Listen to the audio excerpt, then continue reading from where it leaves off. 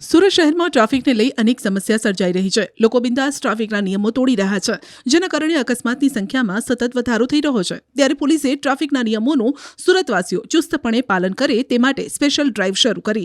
સુરતમાં હવે જો કોઈ ટ્રાફિકના નિયમ તોડશે તો તેની સામે કડક કાર્યવાહી હાથ ધરાશે, લાયસન્સ પણ રદ કરાશે। દિવાળી બાદ સુરત ટ્રાફિક પોલીસ દ્વારા વાહન ચાલકો સામે ખાસ ડ્રાઈવ પણ શરૂ કરાઈ હતી, જે અંતર્ગત 1097 જેટલા વાહન ચાલકોના લાયસન્સ રદ કરાયા હતા। ચોંકાવનારી વાત એ છે કે આ તમામ લોકો એક જ દિવસમાં સિગ્નલ તોડવો, રોંગ સાઈડમાં વાહન ચલાવવાના ગુનામાં ઝડપાયા છે। સૌથી વધુ કાર્યવાહી રીજન 2ના કતારગામ, મૈધરપુરા, પૂણા, સલાબતપુરામાં થઈ છે। સિગ્નલ તોડનાર સામે સુરત ટ્રાફિક પોલીસ ઝીરો ટોલરન્સની નીતિ અપનાવી રહી છે। માત્ર રીજન 2માં 467 કેસ નોંધાયા, રીજન 1માં 95, રીજન 3માં 207 કેસ, રીજન 4માં 325 ડ્રાઈવર સામે કાર્યવાહી કરાઈ।